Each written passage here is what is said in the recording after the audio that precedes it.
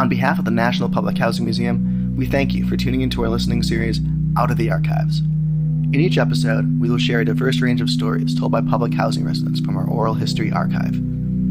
Each episode features a different theme that responds to our mission: to preserve, promote, and propel the right of all people to a place where they can live and prosper, a place to call home. Stories make up the backbone of any culture. They tell us who we are and where we are from. They create empathy and understanding, and they allow us an opportunity to share our experiences and learn from the words of others.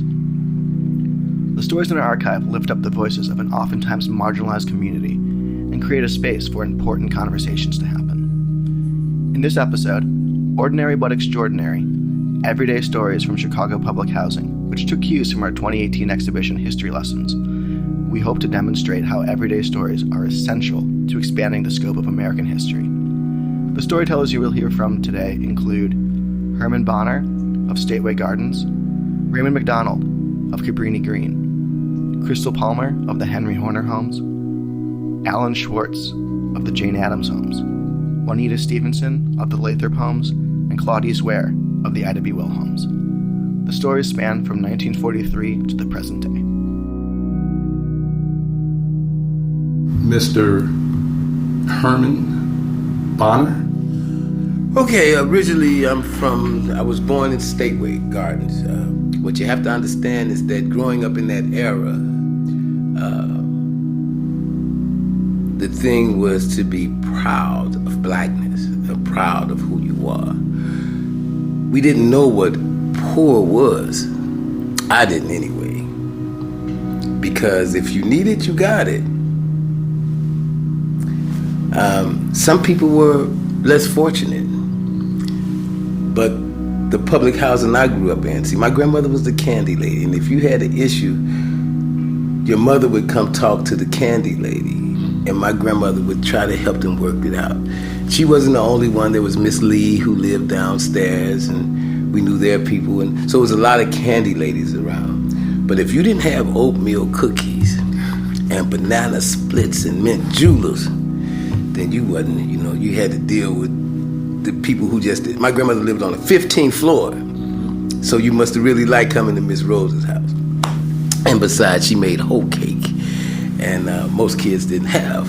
Their parents didn't know how to make biscuit bread and whole cake and stuff like that. So we'll go back to that whole cake stuff later. And yeah, otherwise need a recipe. The thing is, the story of the whole cake, which she told me, I asked her, why do you call it a whole cake? And I have fun with that term today. I have fun with this today because I can ask some ladies, have you ever heard of a whole cake? And they'll come up with, yeah, I heard of it. What is it? It's a whole cookie of the cake. No. So, for your clarity's sake, I'll say that a whole cake was invented by the slaves. The field workers, they didn't have a stove. So in order to make their bread, they needed flour and water, which they had. They would put the holes together. You ever seen a tool hole? Yeah. Which has a sharp base, but it's iron, right? They start the fire and make them a griddle with the hole. Put the hole together. So you have big holes, little holes, and you just make it into a griddle. And mix your bread up and fry it on top of the hole, hence whole cake. My name is Claudice Ware. I'm a former resident of Ida B. Wells. I lived there for 28 years. Being brought up in Ida B. Wells, your parents get involved in the community. I want to say around 85 in that area of 90. My mother also was a building president for 3833, and she sat on the local advisory council board. I used to be so furious with them. I don't want to be bothered with these people. And my mother just kept on trying to pull us in to be involved in a lot of the community stuff. And never thought I'd be where I am now, advocating for residents, because I hated it at a young age. I felt my parents should have been spending more time with me instead of other youth, or the community, and advocating for them. But it grew on me over the years. So when I had to go between the two rivalry communities, I'm like, Lord, only if you could just help me out, because I don't see where I'm fixing to be sweeping, mopping, or anything. But I did what I needed to do. And as time went on and things, kind of died down just a little bit, both sides of the community began to respect me. So that's what I was doing. Alan Schwartz. So I was born in Chicago, and my family, parents, were already living at the Jane Addams projects. We were in the courtyard over there, and on the first floor. So it seemed okay. It seemed okay. Right around the corner was the Garden Theater. I don't know if anybody else has talked about the Garden, but the Garden was a little local neighborhood theater, and that was on Taylor and Racine, right on the corner of Taylor and Racine. We were just on Lytle and Racine. So, my sister and I, or myself, or sometimes maybe the whole family would go to the Lytle at least once a week. People did in those days. Went to the theater. The neighborhood was, so the projects was there, and then it was surrounded by this Italian neighborhood. Miss Crystal Palmer. I ran for LAC. They wanted me to run for president. I was like, no, we're not going to do that. I said, let me get in and see what it's like first. So the first term I ran for treasurer. Second term I ran for LAC president. I won the election by 2 points. I beat someone that had been in office for 32 years. It was a battle because they did a lot of stuff, but it was a battle. And if something is ordained by God, it doesn't matter who try to attack it, it won't prosper. But I knew that I had to get in and do some work and convince people that I didn't just come there for nothing. I didn't come there to stir up anything. I came there to stir up stuff, but I didn't come to stir up in a negative way.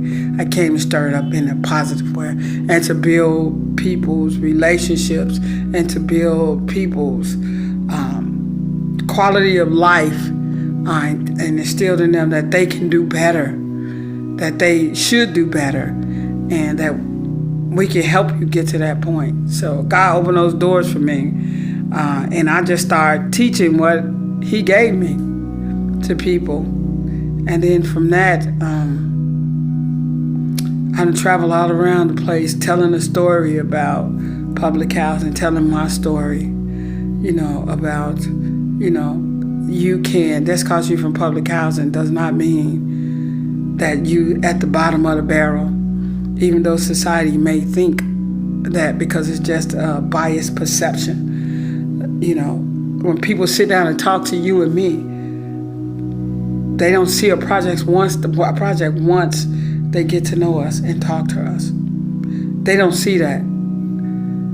It's a perception. Hi, I'm Raymond McDonald. Shaq. Yeah, that's what most people where I'm from call me. It's a lot that I didn't know growing up about my neighborhood that I was living in. But what I did know, it was resilient. We marched. We fought the mayors as far as going to his offices and marching on his property, telling him our demands as a community, having a voice. And I'm seeing this in my young years. It was really, really cool to me, just to see the black power, just to see how people have a voice, have something to hold on to. It made a difference to me growing up. It gave me a sense of self, to see others having a sense of self and knowing what they wanted. Home stability in itself with life, a community, And when you see a person fighting for their community, you have to involve yourself, whether you're in that community or not, because you're seeing a multitude of people fighting for a purpose. And that's what the bigger thing for me was, coming from Cabrini, being from Cabrini. Was my bigger purpose in life being from here, from a place with this much history.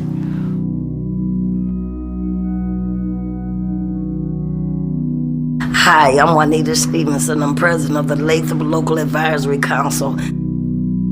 And so I talked to my son's doctors, and I told them what was happening with him, with his sickle cell and with all the challenges he was facing. He was out of breath, and the pain was so bad coming up and down the stairs. And so the doctors wrote a letter to CHA. And when the doctors wrote a letter from Children's Memorial Hospital, because that was the hospital that I always took my children to, and they wrote a letter to CHA, and CHA called me into the office one day and asked me did I still want to live in Lathrop Homes. And I told them, yes, of course, I really want to move into Lathrop Homes. And this was like 1983. And so they got the paperwork fixed up, sent my files over there, because I had been on the wait list for 10 years. And I came over to Lathrop Homes. I met with the property manager, and she took me to one of the units here in Lathrop Homes. It was right here on the corner, 27, I think, 60-something here on the corner. And so as she was showing me my unit, I was just so happy, because here I am, I'm getting ready to go into a low rise. I don't have to live in a high rise, and then the community with so many different, challenges. So we go and we see the unit, and she was showing me my unit, and she showed me my son's, my bedroom, then she showed me my son's bedroom. And I was like, okay, this is my bedroom, this is the boys' bedroom, but where's the girls' bedroom? And she turned around and she looked at me, the property manager, her name was Miss Brackett at that time. And she looked at me, she said, what you mean the girls' bedroom? I said, I have 5 kids. She said, you got what? I said, I have 5 children. She said, I only thought you had 1 child, so that's why she had just showed me a 2-bedroom unit. So I said, no, I got, at that time I had 2 girls and I had 3 boys. And I told her, I said, I have 3 boys and 2 girls. So she thought for a minute. She said, wait a minute, I might have something for you. So we left out that building. We walked down the street here to 2625 North Hoying. And she showed me this row house. And wow, it was like my whole life had begun to change, because here I was getting ready to get an apartment with an upstairs and a downstairs. What better opportunity can't get in housing, And so she told me, she said, you can have this right here. And that was one of the happiest days of my life, because that was a challenge, a housing challenge that was, once again, to me, being within the community where you're free, where you feel free. You can walk out your door, you can walk right outside, you don't have to wait on elevators, you don't have to, just be with a crowd of people trying to get back and forth to your house. So that was really good for me. And that was in, January 1983. And I moved into Lathrop Homes February the 5th, 1983. And that was 34 years ago. And I've been here at that same 2625 for the last 34 years. Once again, the NPHM thanks you for listening to this episode of Out of the Archives. This series is supported by the Institute of Museum and Library Services, the Illinois Arts Council Agency, the Kresge Foundation, and the Department of Cultural Affairs and Special Events. This episode was engineered by Seth Engel at Palette Sound. We'd like to give one more huge thanks to all of our storytellers today, including Herman Bonner, Raymond McDonald, Crystal Palmer, Alan Schwartz, Juanita Stevenson, and Claudice Ware, as well as the members of the museum's Oral History Corps and the other Chicago oral historians who helped to gather these stories. Those folks include Kimberly Cook, Francesco De Salvatore, Raymond McDonald, Frank McFadden, Maria Moon, Colette Payne, and Nora Waters. Thanks again for listening, and we look forward to sharing more stories with you next month.